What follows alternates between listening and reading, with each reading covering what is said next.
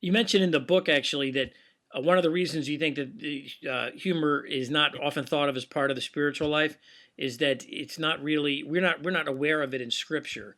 But you talk a bit about in the book about how there's an awful lot of humor that we're just not catching because it's so culture bound. Was that a surprise to you as somebody who's obviously studied Scripture in your life that when you talk to Scripture scholars about it?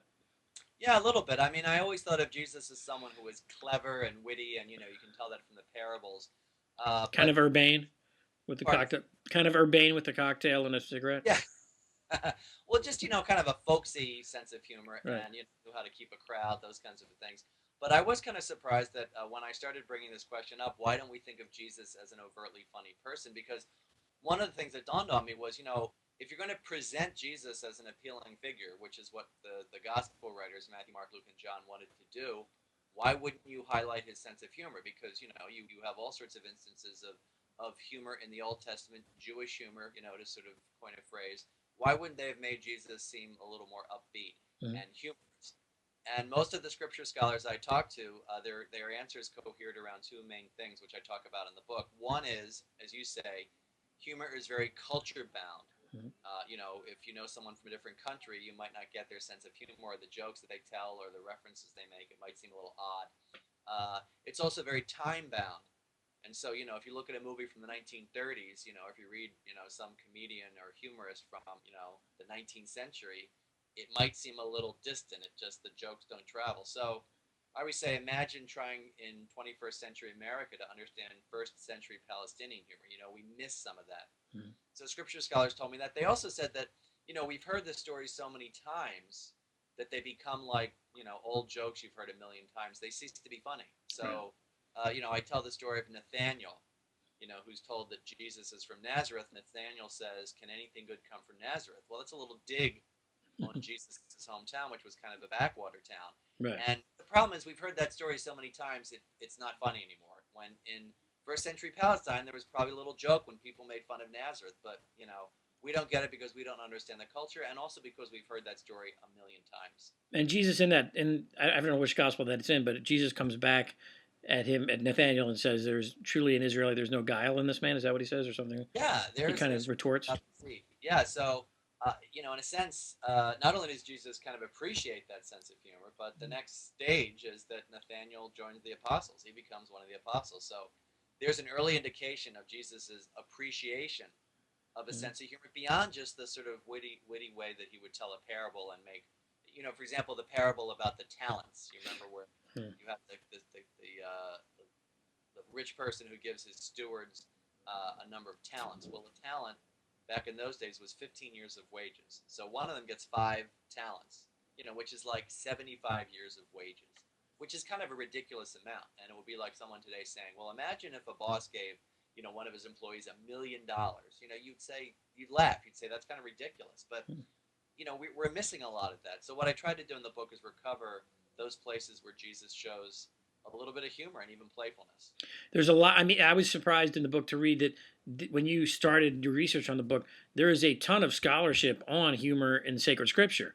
Now, was that a surprise to you? And also, when I look at the Old Testament, I don't see a lot of funny. It seems an awful lot of fire and brimstone and a little bit more a harsher reality often than maybe in Well, the Gospels.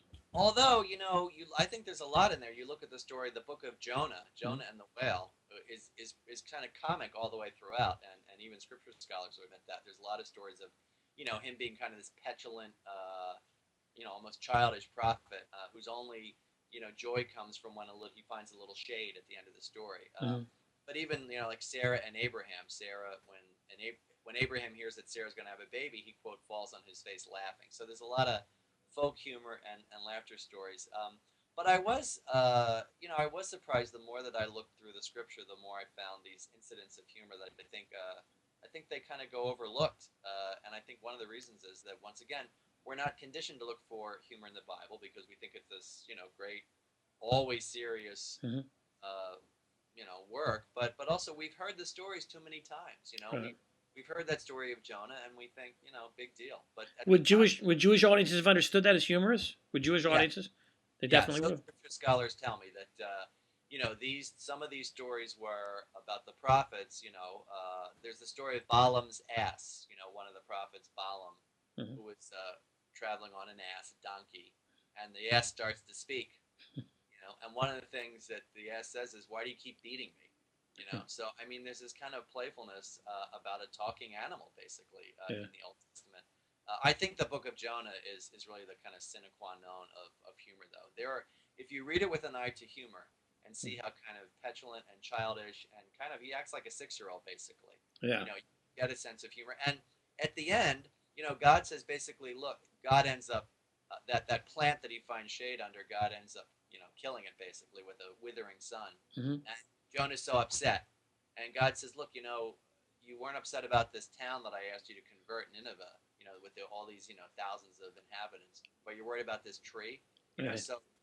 With the humorous story, a little point is made. And one scripture scholar, Father Richard Clifford of BC, said that these humorous stories help to humanize the figures of the Old Testament in case we think they had nothing to do with us.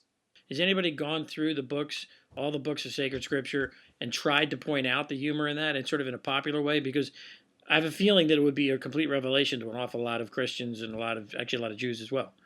Yeah, there's a couple studies. To go back to your original question, there are more studies I think on joy, which is a big theme in the Hmm. Old New Testaments, than there are on humor and laughter. There are a couple studies, small studies that go through the New Testament. There's a book on laughter in Scripture, but there's not a lot basically, and I think one of the reasons is it's not seen as a quote unquote serious topic, Hmm. and so scholarship has stayed away from it. Hmm. Um, but once you look, it's very easy to find. You just have to know where to look.